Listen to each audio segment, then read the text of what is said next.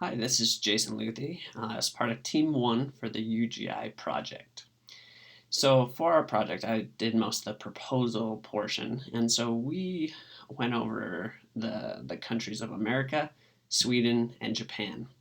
So mostly we're going to be comparing Japan and Sweden just because America is our home country. So in Japan, there's already a large number of American-style restaurants. You have McDonald's, Burger King, Pizza Hut. You even have a little bit more of the fancy sit-down restaurants, such as Texas Roadhouse, Outback Steakhouse. So those that you can actually sit down and the experience is more than just the food.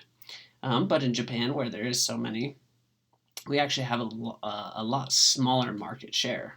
So in comparison to Sweden, American-style restaurants are not as popular, but they are still there. That you still have the McDonald's, the Burger Kings, the Pizza Huts, but they're just in a lot smaller proportion, and we'll see that in the next slide.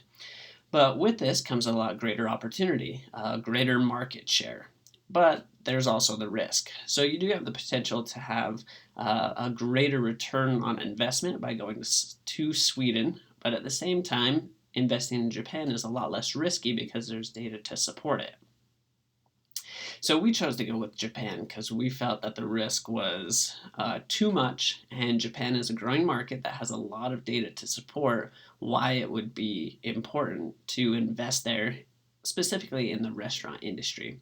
So as we can see on the chart, McDonald's by far outweighs any McDonald's that are in Sweden.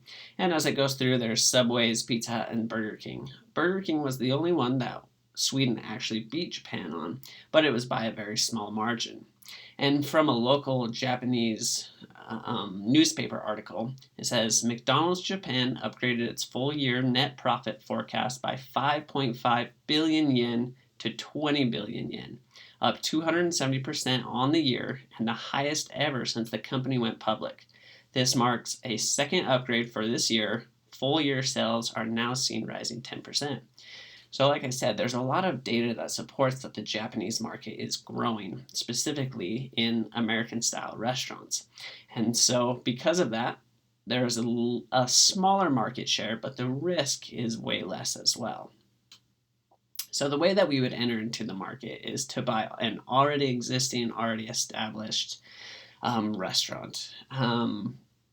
As stated before, there was data that supported this, and so we can see that the restaurants are growing. McDonald's, for instance, is going to have a 10-year % growth, which is phenomenal for that industry considering there's already 3,000 there. It is less risky to just buy one that already works, and so that's why we chose to go this route and go in Japan. Overall, it just feels like the risk and the reward that we would have in Sweden, the risk is just too much, and so Japan was the way that we would advise. And this is why we chose to go this route, and there is the data to support that decision.